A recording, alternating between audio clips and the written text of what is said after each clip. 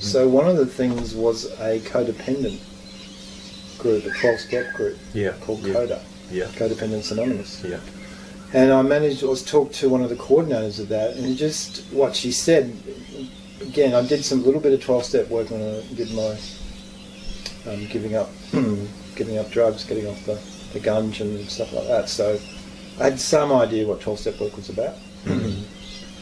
So again, I did a little bit of that and got a lot from it. Yeah. So. Yeah. Because for me, But what is this code? For me, what is that? Because of... I mean, people won't know. No, they don't. And the reality is, in my life, if someone showed any interest or even a nano piece of liking me, I would just cling in. Oh my God, that's so appealing.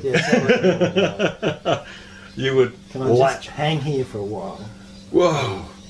Oh, that really feels good. Yeah. But for people who are also codependent, who was people that who want to do that as well. Yeah, they so it was, and then I learnt the term enmeshment. Yeah, well, that's right. Where there's the boundaries blur, and where I begin and end, I don't know where that is, and it sort of blends into the other person, and you're the missing part of me. Oh yeah, well. That will make me whole. It doesn't. Yeah, that's a myth. Yeah. From what I learned. Yeah, that's right. And also applied in my life. Yeah. So I need to learn to do this, is what they taught us. Yeah. Coming together, but not the enmeshment part. Not the enmeshment. So you try this. Everyone that could try it at home. So putting your hands together. Yeah. Bringing your fingers around. Now try to pull those hands apart. Yeah, it's quite hard. It is quite hard. And if you manage to do it, it's that. Yeah. Right. Yeah, true. Yeah. But do this. Make full contact. Oh, right. Really come in. Yeah. Feel each other. Feel the palms and your fingers. Yeah. Connecting, touching. True. It's quite different, isn't it? And feels quite just different. Take them apart, because sometimes I need to go and do something by myself. Yeah. Very gentle, very easy. Yeah, true.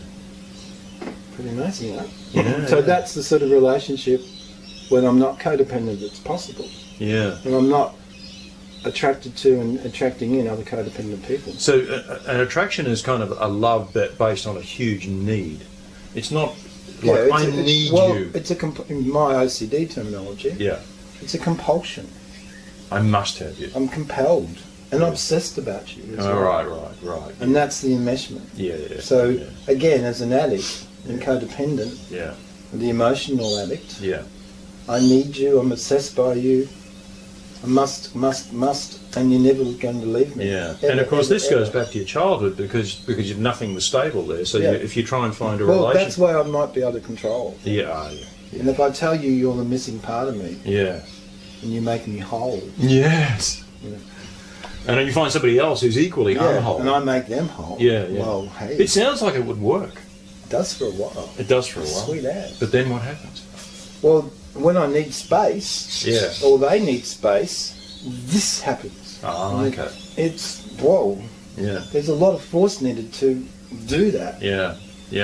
And that's not healthy. Yeah. People get hurt and damaged. Yeah. So again, what I learned in COVID... And would you like, in the old days, if things didn't go your way or something like that, because you said you were dealing with anger and what have you, and I remember you saying you'd bash things. So if things didn't go your way, how did this kind of situation, the enmeshment type of thing, how did that play out before you got help? Well, that was from there. It's like an impasse there now.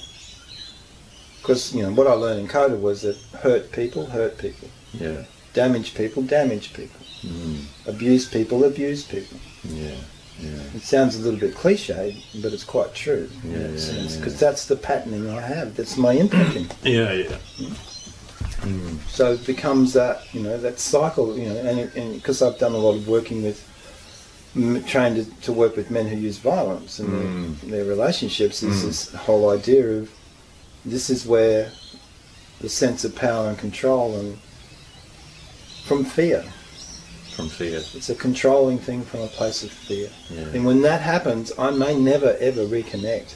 Right. And I'm going to die because you're the missing part of me. You make me whole. Right. Therefore, when I'm not, I'm less than whole. Or I can't deliver what you think I need. Yeah, I never can. That's true. Of course. And I never can deliver for you. Yeah, can't do it for you. Because ultimately, that's when the honeymoon ends. Yeah. And the honeymoon can last from 1 second, 1 minute, 1 day, a week, a year, or a bit longer. But it will end. Yeah, it has to end. Yeah. Because it's unsustainable, that level of obsession and compulsion. Right.